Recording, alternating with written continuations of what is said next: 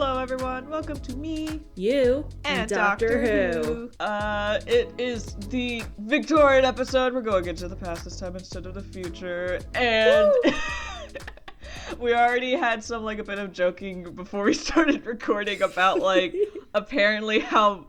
Well, we should ask British people this, because we were like, dude, is this a common British thing? Is Queen Victoria, it's common knowledge that she's ugly, or a common joke, I should say?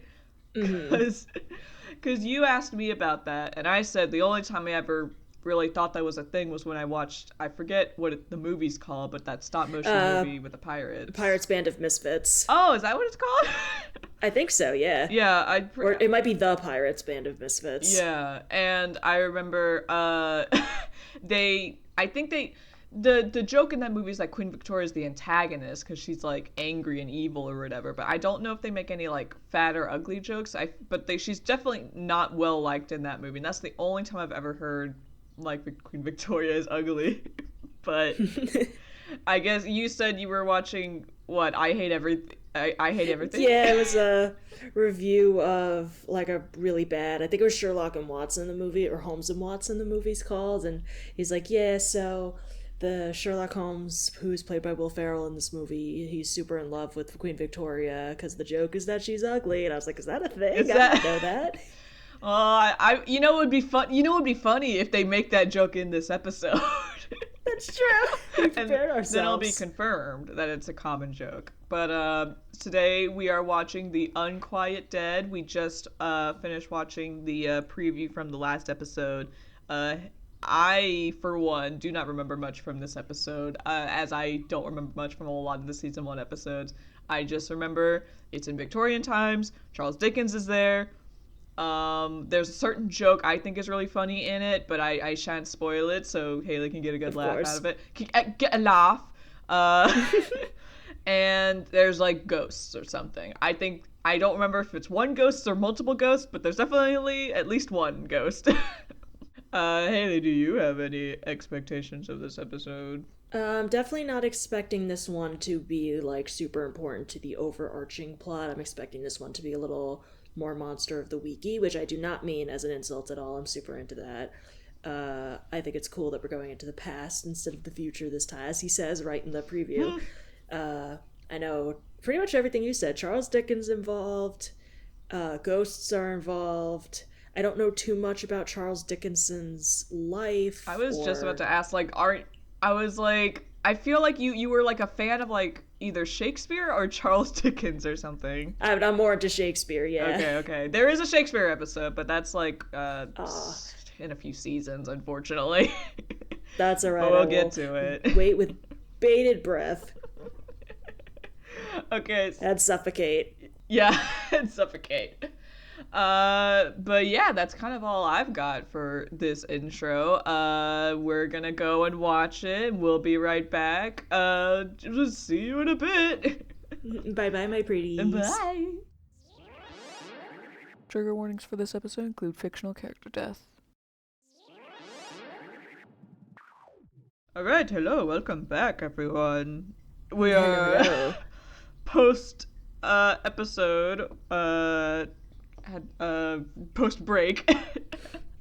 So we had, I think, a pretty good time watching this episode. I really enjoyed the themes this episode brought. Yeah. I feel like maybe it's because it was the Charles Dickens episode. This definitely felt like the most I could write a high school English paper about this episode, talking about the themes of it. I'm sure that's exactly what they were going for, Slash Gen. Oh god, yeah, for sure. But yeah, Hailey, what did you think? How did you feel about it? I don't think I liked it quite as much as the last one. Mm-hmm. The second one's still my favorite so far, but I did quite enjoy this one. Let me take a quick look at my notes.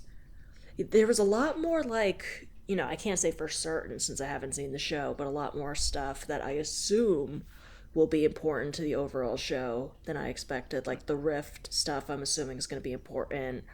I know for a fact the Big Bad Wolf stuff's going to be important. Ooh, we can get into that in a bit. Yeah. big fan of Charles Dickenson's, who I would like to apologize because I'm pretty sure in the opening I referred to him as Dickinson, and so I apologize on his behalf. On his, like, centuries-old behalf at this point. On his grave.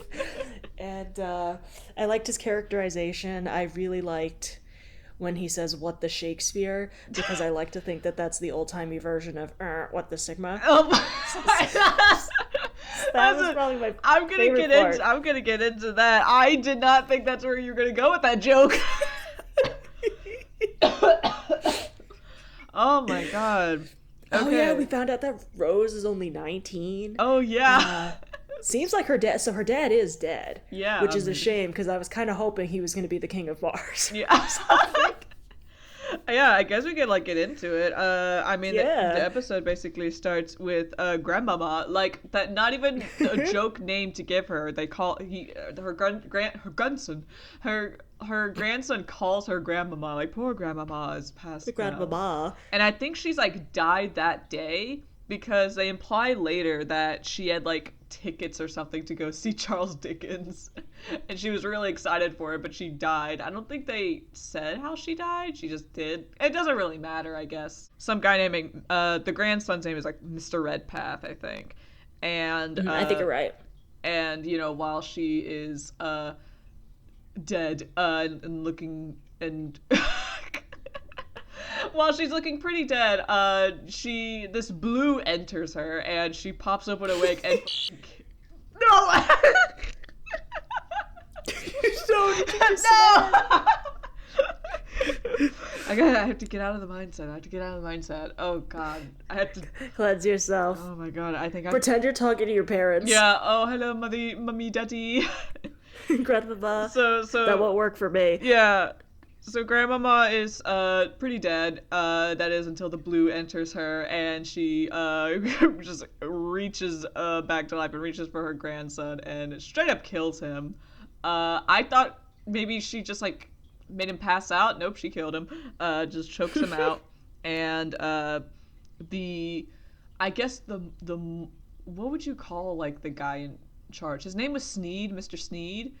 And yeah, Mr. Sneed and Company. And he was in charge of the morgue, I guess. I guess that's what they work at. And Undertaker. Yeah, I guess he's the Undertaker, basically. And then he's got his assistant.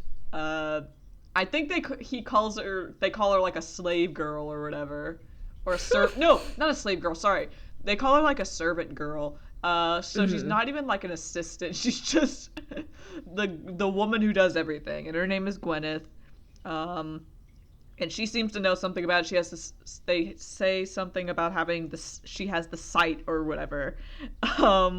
But we can't bother with that now. The Doctor and Rose, they're crashing on their TARDIS, and the Doctor is like, it's December 24th, 1860, and we're in Naples. And I think we had to look that up because we didn't know where Naples was. Do they? I was pretty sure it was in Italy, but I was like, do they think there's, like, a Naples, England? But no, I guess they thought they were in Italy. I guess they were headed for I guess they were headed for Italy, or at least trying to. I don't know why, but I guess the Doctor doesn't know why. He was like, why not? You know, you could go anywhere. Why not Naples in 1860? And as they're landing, the Rose. As they're landing, Rose is like, oh, isn't it crazy that, like, you know, days only happen once and you can never, like, go back to them, but you can. And he's, like, smiling, like, eating it up as she's, like, basically, like, complimenting him, like, no wonder you can't, like, sit still, you're all over the place, it's amazing. And he's so like smug. He's like, yeah, I am pretty amazing. Pretty great. I am pretty epic, aren't I? And right, you know, before they head out, Rose just, he tells Rose to, like, get dressed into, like, Victorian garb, which I feel like what she dresses into isn't traditionally Victorian.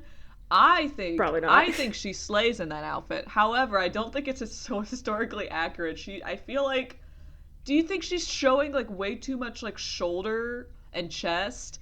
Because I feel like the Victorian people of that time would be like, my word, I can see both thine. I can't say that.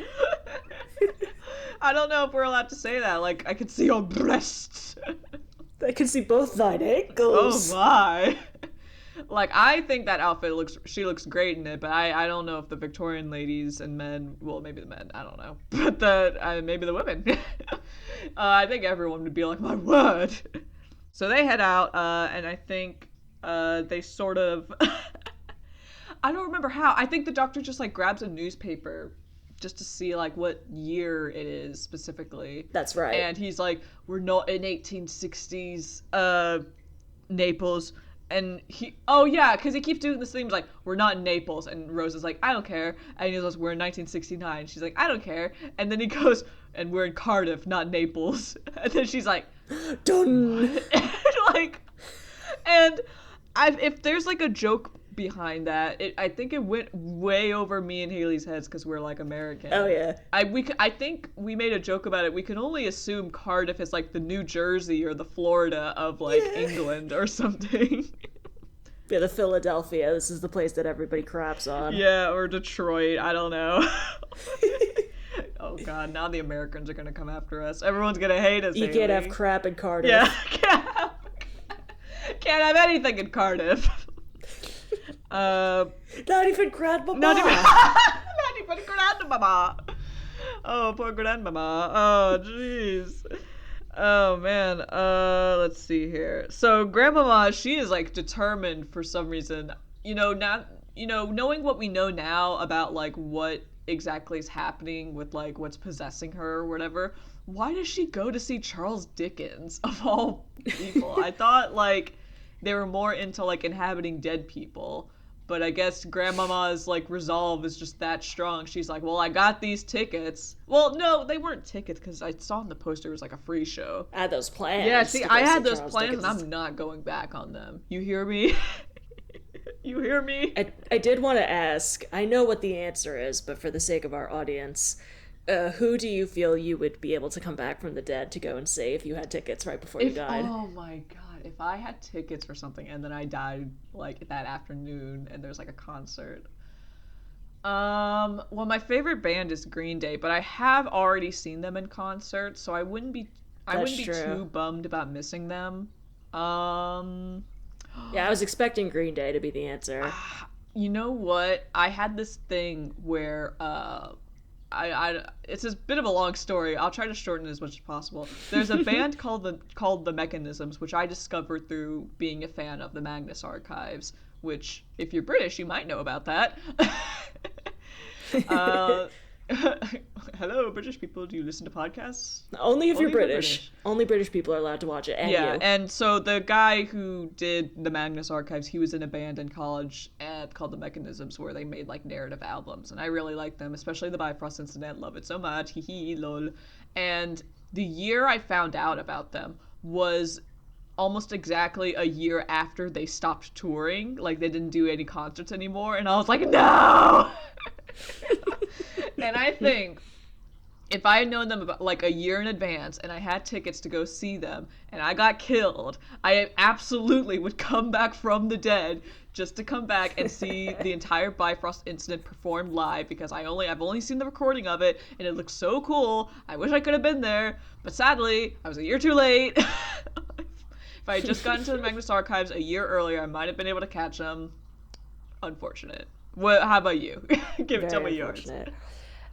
I don't know if there's a specific artist or band that I would be able to come back for, but if the SpongeBob musical went on tour and I had tickets for it, God forbid if it was on Broadway again, forget it. I would destroy cities as a zombie in order to go and see it again. You just plow through Times Square. Out of my way. Yeah, like Godzilla. Because like the Americans got their hands on Godzilla for that. Listen, all my Godzilla knowledge is from my partner, and because they're a big Godzilla fan. And I know that there was like a really bad Godzilla movie that basically was like just a basic monster movie with the name Godzilla like slapped on it. I think Americans have gotten, from what I hear from the fandom, not my opinion, the Godzilla movies have been getting better. The American ones, I think. I mean, I watched King of the Monsters, I think, where he fights King Kong? No, not King Kong. Ghidorah? I think the three-headed dragon. I watched that. Don't ask me. Yeah. Hailey, can you confirm with me it was Ghidorah? Well, it was the three-headed dragon, the three-headed yellow dragon. I watched that movie, and I don't know a lot about Godzilla, but I do love Mothra. Despite the fact that I don't like bugs, I do love Mothra. She's my queen. Anyway, Doctor Who. How did we get here? Back on topic. Where were we? So she's gone to the play, and then she has this, like, while Charles Dickens is reading The Christmas Carol, she has a little bit of an episode, a little moment, where she, like, Don't make a scene. Don't make a scene. It's a good thing she didn't overreact, because she starts, like, Yeah, she stayed calm. yeah, she starts glowing blue, and then, like, her spirit leaves her and starts circling the entire, like, auditorium, and everyone's screaming and leaves. Like, I'm surprised there isn't, like, a written account of this in the future of, like, oh, by the way, one time during a Charles Dickens, like, reading event, there was a ghost who, like, assaulted everyone and screamed at everyone. Let's see. I think afterwards, what is it? The doctor talks to Charles Dickens and, like, tries to get this all figured out, while Rose goes to try to see what's happening to the grandmama. And then she's like, what's happening? What are you doing? She's dead. And then she just gets chloroformed, which is, like, not something I was expecting in Victorian times, a period episode. I mean, I guess they had that at the time, chloroform. I didn't know they knew how to use it like that. I mean, if it ain't broke, don't fix it. That's true. She basically gets kidnapped and taken to the mortuary. That's what it's called, right? Mortuary? That sounds or correct. The morgue? I guess it's just the morgue. I don't know. I'm thinking of the mortuary assistant, which I think mortuary is an adjective, not a noun. I don't know. But she gets taken there, and at this point I was like, well, what the hell are they gonna do to her? Are they gonna, like, kill her? Because they kidnap her because she knows too much. She's seen too much.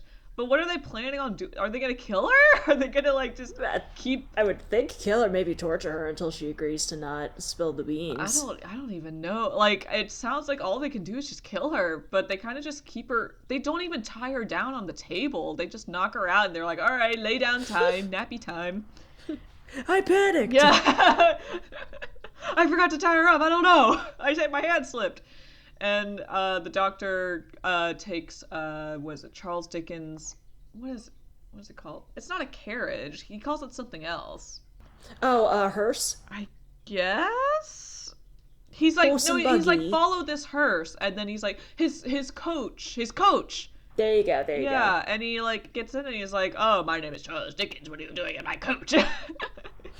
And the doctor has, like, a little minute where he, like, teaches Charles Dickens the word fan in the way of being like, I'm a fan of yours, I'm a fanatic, which maybe I am stupid, but I didn't realize fan was, like, probably just slang for being a fanatic of something, which makes a lot of sense, actually. Mm-hmm.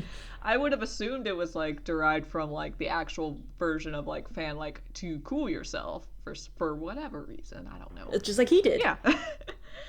Me and Charles Dickens, we're of the same mind. We're on par. Died 1870. Born whenever. Welcome back, Charles Dickens. Oh, yeah. I wasn't sure if I should say the year you were born. I forgot. I am keeping that a little private. Shh. Hush. Born in the year... Welcome back, Charles Dickens. The year that a series of unfortunate events takes place. Exactly. That's the year I was born.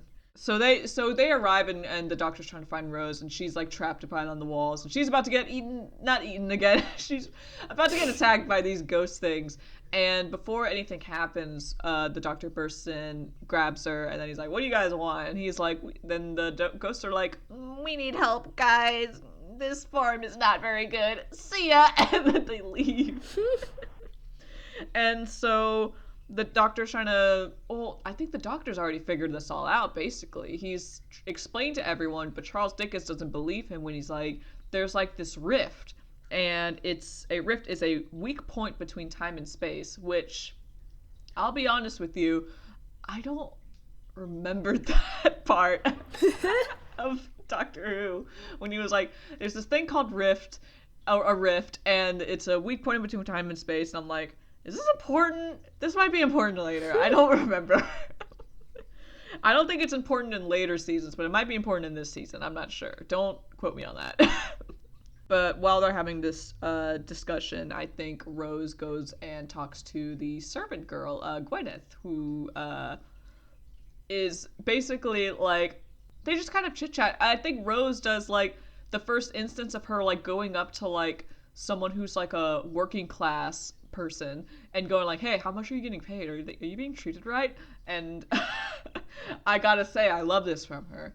I love this attitude she has towards like people in the working class who are, I think, clearly to her being mistreated, even if they themselves don't realize, or I won't admit, I should say, at least because that's like the society they grew up around in. I mean, I don't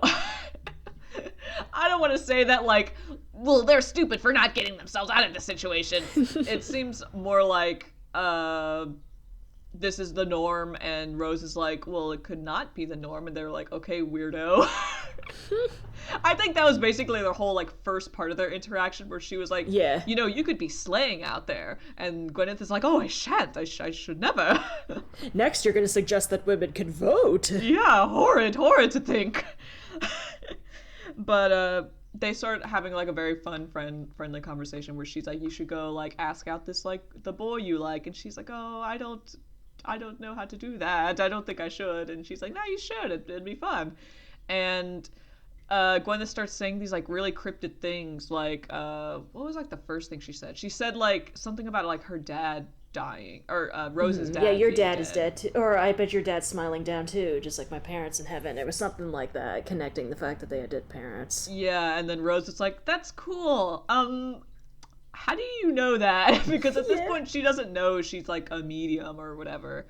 And I think this also is the first mention of like Rose's dad being dead. It definitely is, because I was definitely keeping my ears open for that. Yeah, because I think in the previous episode we knew he wasn't in her life for whatever reason, and then now we got the confirmation like, oh, he's dead, and that he died. Did she say when he died? I think she said years ago. Is that what she said? I don't remember, but that sounds correct. She definitely didn't give like a specific date or anything, or I would have written that down. Yeah, it was definitely in the past. So it definitely wasn't like a few days after she started travel, or a few days before she started traveling with the doctor. I think it's been like a thing in her life for a while. I love how I said like, I think that's what happens, even though I know exactly what her deal is. Well, we'll find out. Character. In due time, we'll find out. In due time.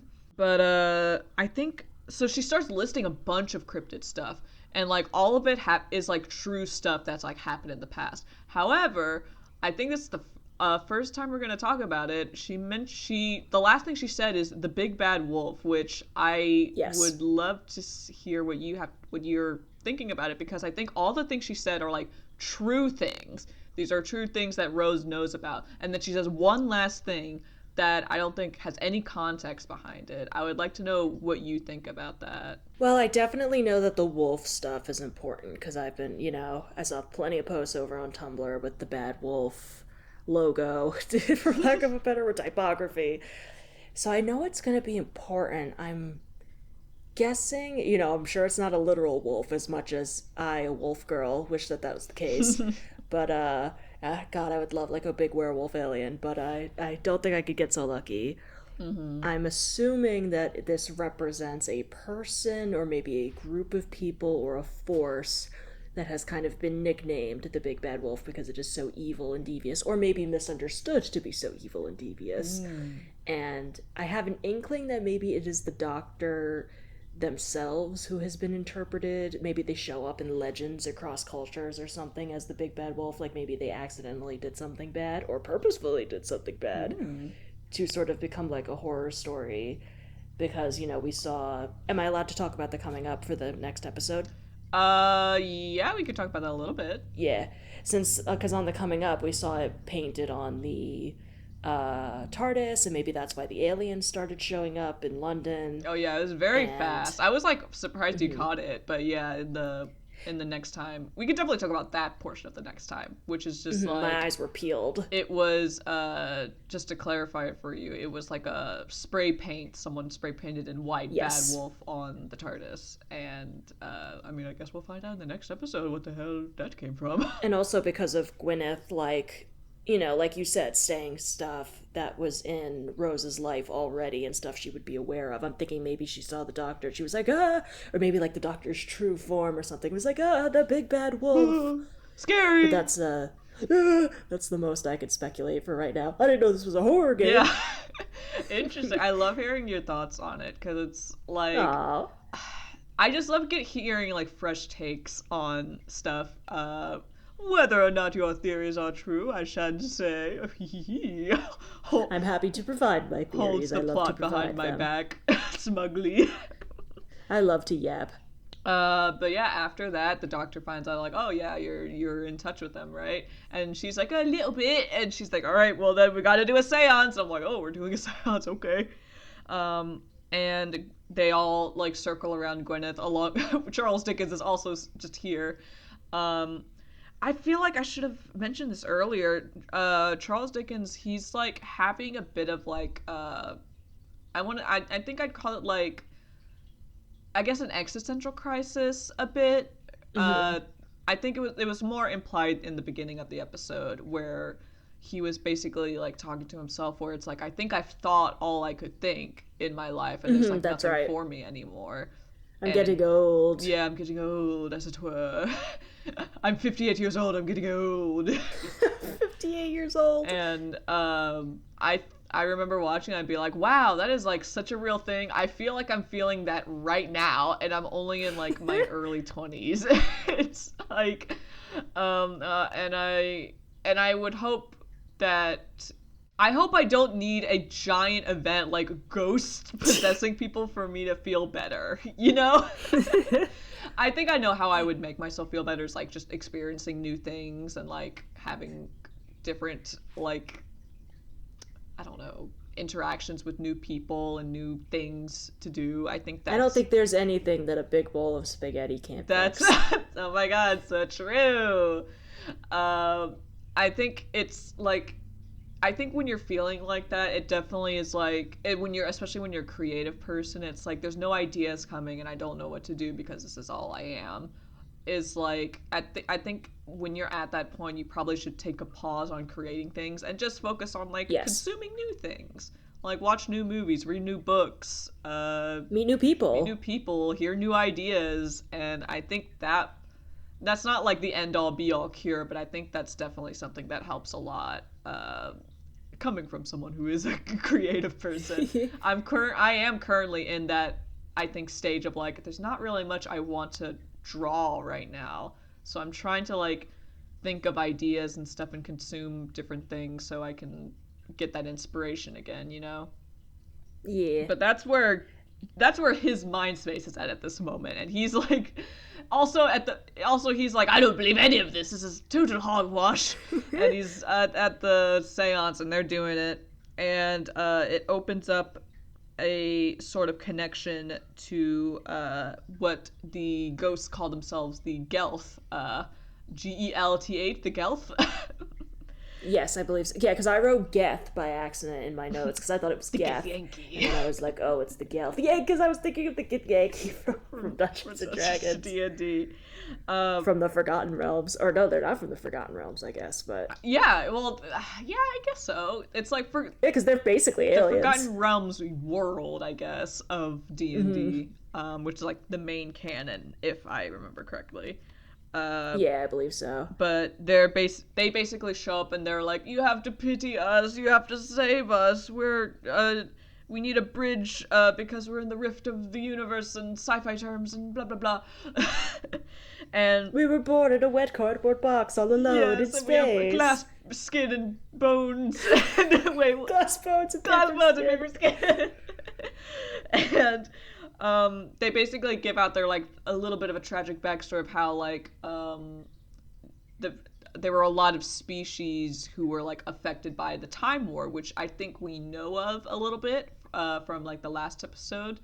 It's right. Like remind me what do we know? Like, what do you know about the Time War, I think?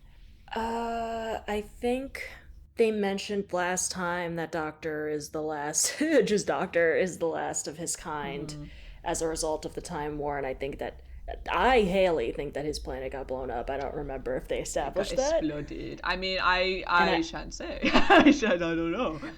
I do know because you have told me who was on the other side of the Time War, They and I don't haven't know. mentioned that yet, though. I don't think. Yeah, so that's why I'll keep my mouth shut on that. Yeah, for anyone who's like experiencing particular this fact. through us. Exactly. For the first time, I should say. For the Haley heads out there. Yeah, for all the Hail heads. Hail heads. If your stands are Hail heads, what are mine? Like, I was just gonna say, what are yours? The Mars freaks. The Mars freaks. The Martians. The Martians. Hailheads and Martians rise up. Are you Team Hailhead or Team Martian? We can start making merch. Yes, finally. I knew it would come out naturally. We gotta do it. That's right. Let's see. So I think the extent of what they say is like, you know, there was a time war and there were like opposing sides, but a lot of times people don't remember that there were also like other smaller civilizations that were affected, and that they were one of those civilizations. They basically lost their physical forms and are like traveling through their, I mean, I guess because I can only assume not every alien species can do this since they're the only ones here. It seems like it's specific to them when they lose their like physical form. They have like a spirit form that can like roam around, I guess. Gaseous form. I do think the Gelth are like a monster of the week alien. I don't think they ever get brought up again later. Okay. So if that's just the extent of their lore, then that's the extent of their lore, I guess. It's just this episode. I'm sure the Doctor Who wiki begs to differ, but I'd have to check that later. So they're basically asking like to inhabit the dead bodies of Earth because, quote unquote, like they're not using them and they're like going to waste in their opinion. And the Doctor basically agrees generally and is like, yeah, we can do that. We can offer you these dead bodies so you can go in peace or whatever. And the Rose is immediately like, no, we shouldn't do that. And I think it brings up like an interesting idea, or at least or I don't know if idea or like topic, where it's like the Doctor is basically very what's the word? He doesn't spend much time debating this, I think because he thinks it's pointless, but I do think it's an interesting debate of like, do we save like this alien species who this could be their only hope at like living again? It's either this or like they die out and stay spirits forever.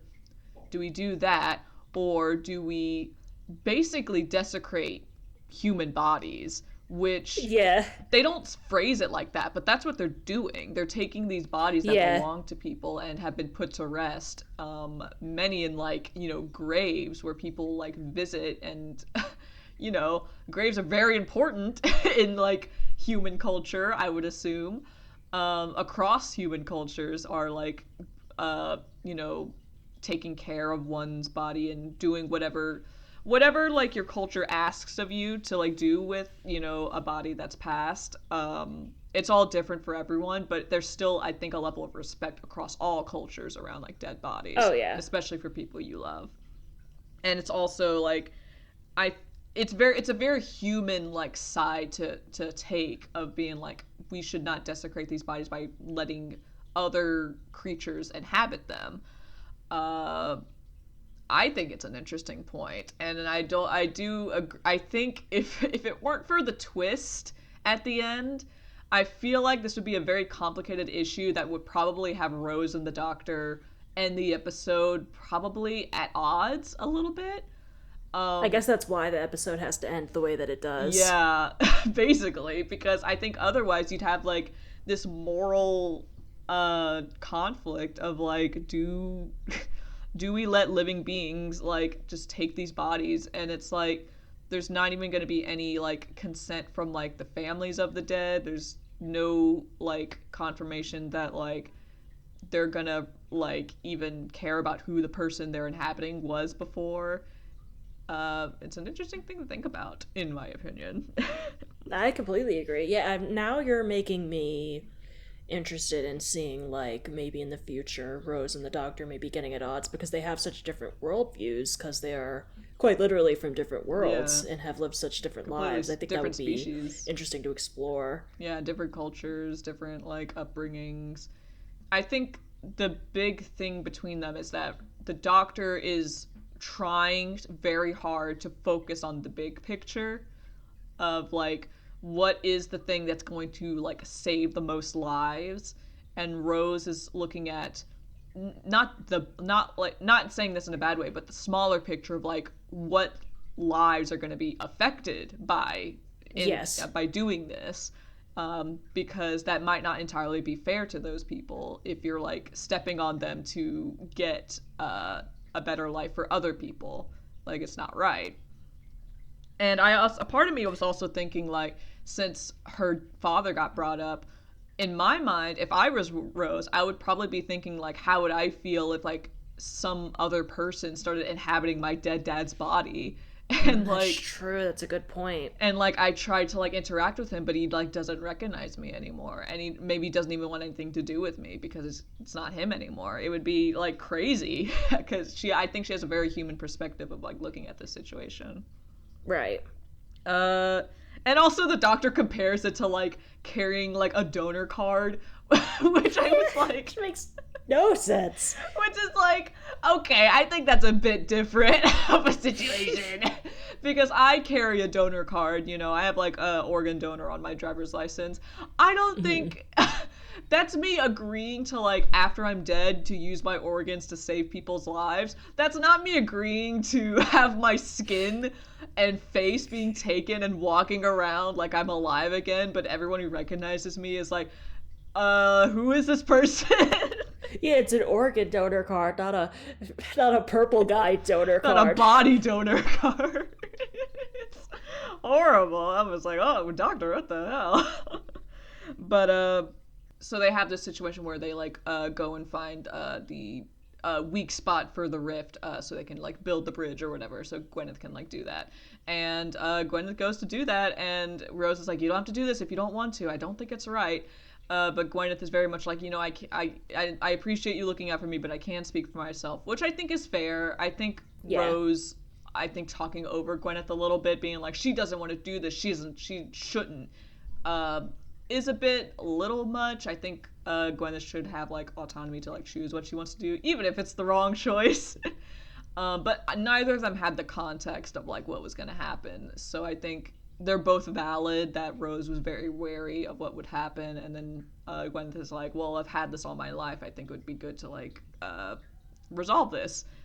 Either way, she goes under the arch, and the ghosts start going like, oh, yay, we can get out of here. And then just to very subtly symbolize that maybe these ghosts aren't what they seem, their eyes turn red and flames start spewing from the arch, which I thought was really funny. I was like, oh no, I think these ghosts are the devil. They are demons. They are demons. And then the Doctor's like, I thought you said there were a few of you. And the ghosts are like, a few billion. And I was like, oh no. You idiot. But yeah, they grab Mr. Sneed, who has also been here this whole time, but he's whatever. He's kind of a freak. I don't like him. Yeah, he's a pervert. Yeah, apparently, because Rose was like, yeah, you tried to, like, feel me or whatever. Like, yeah, I felt your hands wandering while you kidnapped me. Kill that guy. Kill that guy. Kill that guy. But he gets his, like, neck snapped in, like, the worst neck snapping choreography I've seen. Very heavily relying on sound effects for that shot. But he dies, and they possess his body, and they start, like, lumbering towards the Doctor and Rose, and they get cornered behind, like, some, like, bars while Charles Dickens runs out of there. Is like, I can't do this, I gotta get out of here. And I gotta burp. That's the Gelf leaving your body. No. But, so Charles Dickens, he, like, runs out for a second. He sort of stops, and he's like, you know what? I could do something about this. and he goes back in, he starts, I think he said he's turning up the gas because he's covering his mouth. He's covering his nose because he like can't breathe, right? Yeah, and they were like, okay, now they'll have gas to fly into out of the bodies. I felt like that didn't make much sense. I didn't really get it, but I was like, whatever gets us to the last act. I think this is also, I thought this was interesting, that this was, I think, at least Rose expressing this, like the fact that she could potentially die in the past, and she was like, that can't be possible, right? And then the doctor is like, well, time is he literally says time is a flux, it's not a straight line, and you could be born later and die in the past. And she's like, oh crap. Yeah, the time knife, we've all seen it. we've all seen the timeline being rewritten and all that.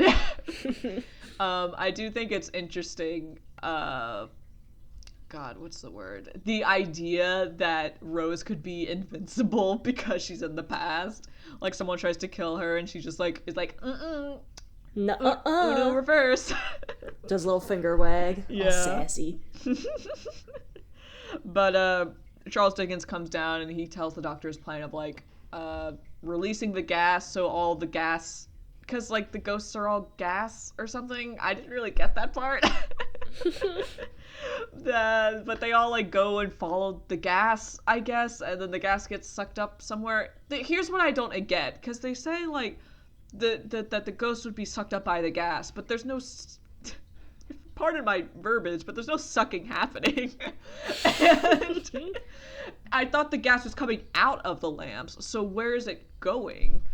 I think it's just kind of like don't think about it too much type. Yeah, type I'm writing. not a scienceologist, unfortunately. Yeah, unfortunately, I don't know gas. I'm not a gasologist or sciencey man. Yeah, we had to go to art school. We went to art school, so we didn't have to do that stuff. Let's see. So the doctor and Rose are able to escape, and Rose doesn't want to leave Gwyneth behind, but the doctor tells them all to go because obviously the humans are having a bit trouble breathing all the gas. The doctor seems to be doing fine, though. He doesn't seem to mind. But I think Gwyneth basically hands him matches. Who gives the doctor matches? Someone gives him matches. I think it might have been Charles. Gwyneth had her own matches, but I don't know if she got them from somebody else. I thought maybe Charles gave it to... I wasn't really... That scene happened really fast. I wasn't really paying attention. Yeah, it, like, was right before our eyes. Yeah, but eventually the doctor gets his hands on the matches and hands it to Gwyneth. And I think he checks her pulse real quick and finds out that she's basically dead at this point. And so I don't know what's making her talk. Did she talk at all in that scene? I can't remember. But whatever. The doctor gives her the matches and she knows exactly what to do with them.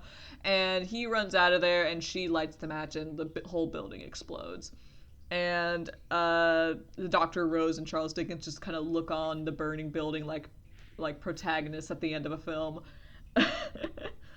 And as, they start to leave, Charles Dickens basically is just like, you've given me a new outlook on life. There's so much more in this world I didn't know about, which I feel like touches upon my point of like, you just have to experience new things and things you didn't know were there for you to like reignite some creative and living part of you. And he's like, I'm gonna go make amends with my family, which I think, as you found out, is a very big family.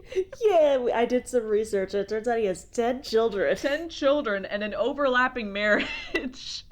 Yeah, and a wife that the paper we were reading said he dumped that exact word, her, for a younger woman, which we can't verify the accuracy because we did minutes and minutes of research. Yeah, we did it like in between like the recording of us watching the episode and the recording of this right now. We just did it like 5 seconds of research of like, okay, well, how big was this family and what was the situation? But there was a bit of overlap between his 2 wives, but he did have like 10 kids. So yeah, I would say he should probably go make amends with them, especially because the doctor reveals that he will be dying in the next year. Yeah. I think they said it was a stroke. I don't really remember, but I think we confirmed on like Wikipedia it was like complications due to a stroke. Yeah, see, like he had a stroke and he died like a little bit right after it. And he like before the Doctor and Rose leave, he like talks about how he wants to like rewrite the ending for a story called Edwin Drood, which I personally have never heard of. I might have to look it up now and maybe read it. I don't know. It's been a while since I've read anything by Charles Dickens. But the Doctor and Rose they head off and on to the next adventure. Ooh. All right, so that's like the end part of that. I think I already, I don't know why I asked you for your thoughts at the beginning of the episode, even though we usually do it near the end, but that's okay. I am excited for what is coming. We can talk about me too. Some of the trivia points I found on IMDb, one of which I wasn't able to find a source on, so I don't know how true it is. It'd be very cool if it was true. But that specific factoid is that apparently the character of Sneed, the mortuary guy, he was initially conceived to be a younger character with, get this, the actor in mind to play him being David Tennant. No way. I mean, maybe. I love how it's like, no way, or like, possibly way. Maybe way. I wasn't able to find a source on this. What does have a source is that it was writer Mark Gatiss' idea to suggest that Alan David, who plays Sneed in the episode, be cast as him. Because apparently he like really admired his work in like previous things. I don't know what his previous work was. He's just old British guy. I don't really know him that well. I'm so sorry, Mr. David, if I'm insulting you. Now this is going to be very awkward when we have him on the show. Of course, I'll be like, hello, we've loved you since day one. I'm such a big fan of all your work, like, that one episode of Doctor Who where you died and exploded in that building. You meaning any Doctor Who actor? Yeah. I mean any British actor. Same thing. Yeah. But another factoid is that I actually didn't catch this in the episode, so I'm glad you did. Dickens cries, "What the Shakespeare?" which is it's actually a play on the common exclamation, "What the Dickens?" Which apparently, contrary to popular belief, has nothing to do with Charles Dickens, and the word Dickens is in fact a euphemism for the devil, basically. So it's like saying, "What the hell?" Okay. Okay, I see. I thought it was a way to avoid saying a certain swear word. Yeah. I think it's funny that, like, what's the word? Charles Dickens had, like, a bit of a Gretchen from Mean Girls moment where he was trying to make What the Shakespeare happen, but it wasn't going to happen. R.I.P. What the Shakespeare. Hello, what the Sigma. No! A man may die, but you can never kill his ideas. Oh my gosh. Okay, so here's some more IMDb trivia points, which may or may not be true, but it's fun to think that they are. According to Mark Gatiss, there apparently was going to be a scene where the Doctor was mistaken for Sneed's new cleaner. Someone would have stated, quote, "I thought you'd be a woman," quote, to the Doctor, and the Doctor would have replied, "No, not yet," hinting that the Time Lords can change sex. Which is not something I thought would be introduced right now, but I mean, technically it hasn't been. But it's an interesting factoid. I mean, it's not really yeah, it is interesting. It's also not a spoiler, because I know one of the Doctors is a woman, but yes, I don't know. We as fans were waiting years for that. We were like, one day he'll turn into a woman. That day is not today. I just know that the Doctor can't be ginger. I know that's the only thing he can never transform into. I guess. But what's another one? Okay. So this is a fact. This is a little trivia about the actor who played Charles Dickens. So his name is Simon Callow, and he has apparently played Charles Dickens several other times on television and stage, including a one-man play called The Mystery of Charles Dickens. And he contended that for him to agree to play Charles Dickens, the script would have to be sufficiently high quality, which I think is so funny. Because I feel like this is like, I think this is a solid episode, you know? I don't know if it's like you know what? This is a good episode. I think this is a good episode because of the themes it offers, you know? And I'm happy this guy got to play Charles Dickens. Yeah, I have yet to watch an episode and be like, I didn't like this one. Oh, just you wait. That episode's coming. I'm sure it will. There is like one episode that the fans like universally hate. I would be very interested to see if you dislike it. Oh, it's going to be my favorite episode. I will try not to say what it is as to not bias you, but it'll be really funny when we get to it, and I'll try not to say. I hope as soon as it ends, I'm like, Julia, is this the episode? This is my favorite. You just go, is this the episode? And then I go, yes, and then you go, is this my favorite episode? I start crying.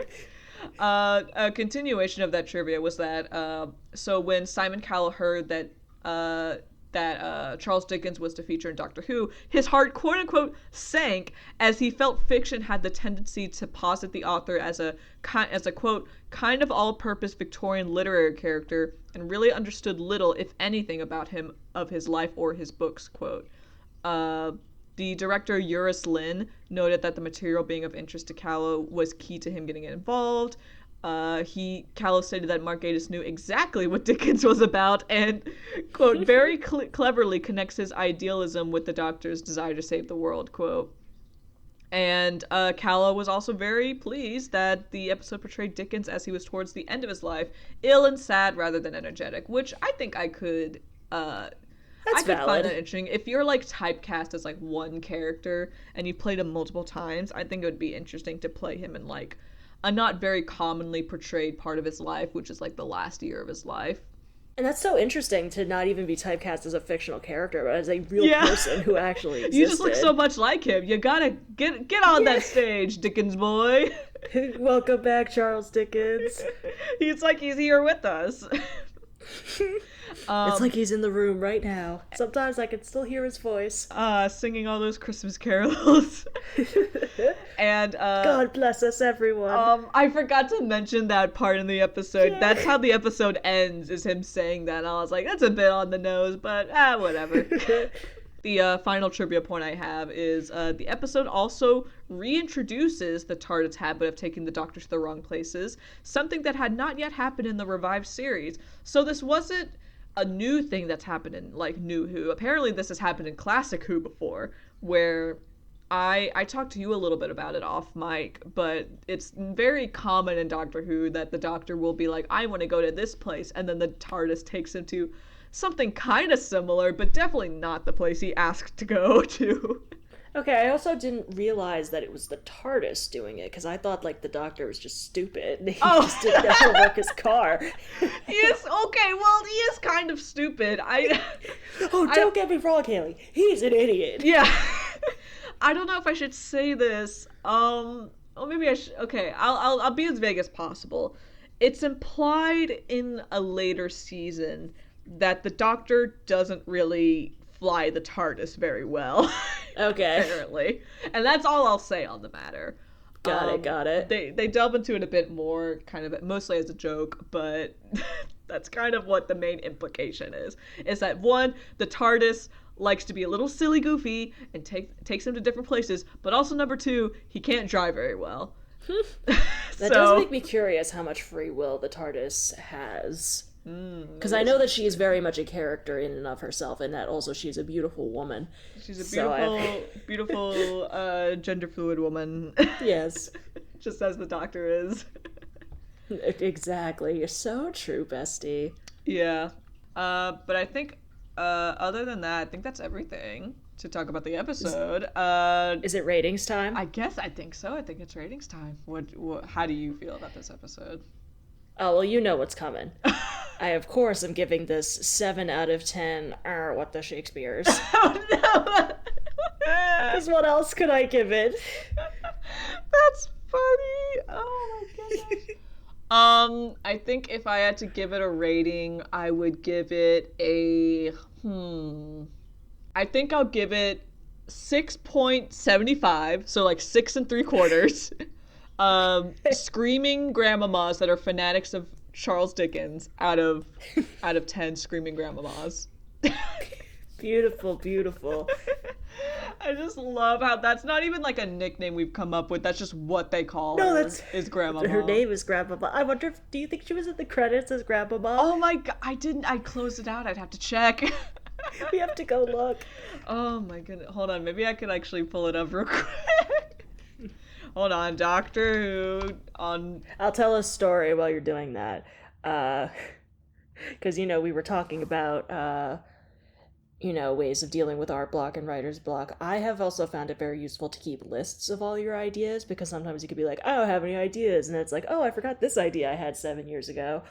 And I was reviewing my list of like book ideas and show ideas and stories before we got on. And on my list is book based on that one homework experience. And I have no idea what the hell this means. That's okay. That's on you for not detailing that. That's on me, yeah. I have no clue what I was talking about. No way. Because I feel like you've had multiple homework experiences. I guess everyone has. I will say, I'm looking at the credits now. She is credited as Mrs. Peace, so not Grandmama. Grandmama Peace. What a shame. I also forgot to list the key crew of this episode. So it was, we talked about it a lot, but the main writer for this is Mark Gatiss. He is going to be very prolific in the seasons to come. And I believe he... You know what? I shouldn't say. You know what? I'll shut up. But we also have the director, Eurus Lynn, again. I think they were there... Eurus Lynn, I don't know your pronouns, Eurus Lynn. What are you? He, him. Let me get this guy's pronouns before I curse him out. I know, you were about to say... Well, now you said it. I'll cut this part out, though. Okay. And this episode was also produced by Phil Collinson. I don't know if he was there earlier, but that's He was, because I remember every single time I've seen him in an episode, I think he's been in each one, every time I see his name, I think it says Phil Collins. And I made a joke about this in one of our reactions, I believe. I said, oh, I loved his work on Tarzan. Good one. Now he's in Doctor Who producing. Yeah. Well, that's all we got left, unless you have anything else to say, Hailey. I mean, I think that about covers it. I will check my notes. I thought the, riffs being, the explanation for ghost stories, I thought was interesting. Yeah, he does say that it's, yes. every, most experiences with ghosts people have is because of riffs. And I was like, oh, okay. Thought it was funny how Dickens thought that he was on Ye Old Punked, basically. Yeah. Oh, it is always funny seeing people's way of explaining away ye old impractical jokers. Ye old impractical jokers. Oh my god, Mars. When are they getting impractical jokers on Doctor Who? Well, they're American, so I doubt it. But it'd be really funny if we get an impractical joker jump scare, basically. Practical joker jump scare. I think we talked about this already. There's got to be a British impractical jokers, right? Yes, I did alert you to the fact that there was a British Impractical Jokers, but I don't think it lasted very long. Oh my gosh, there's a woman! There's a woman! There's a woman on it. I found out pretty recently, I think there was an Australian version too, but I don't know how long it lasted or if it's still on. Okay. And it is still called Impractical Jokers, I see. It's gotta be hard to manufacture that, because I was seeing people say a big part of what makes, because I saw this on TikTok and people were saying but a big part of what makes the original show good is the fact that they've been friends their whole lives. Mm-hmm. As opposed to you can't just get a bunch of randos. Yeah, a bunch of random people who were definitely not in a comedy troupe. Yeah. Unlike our special boys. And unlike you and me, we're special boys. Hooray! Yippee! Well, these special boys gotta get the hell out of here because the episode is right. over. It's over. Everyone, get out! Get out! Get out!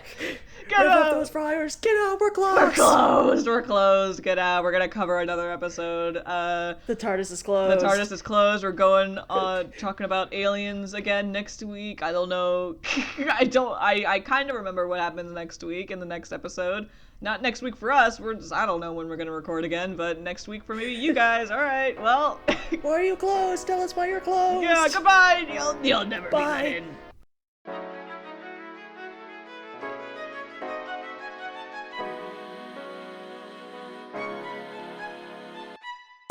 Hey guys, thank you for listening to our show. This was created by me, Julie, and Hailey Dorritie. The cover arts and thumbnails were illustrated by the two of us and edited by me. Episodes edited by me and social media is run by Hailey. Theme song and other sound effects are by half.cool. You can find us on Instagram at me&dw, on Twitter at me&dw, and on TikTok at me&dw.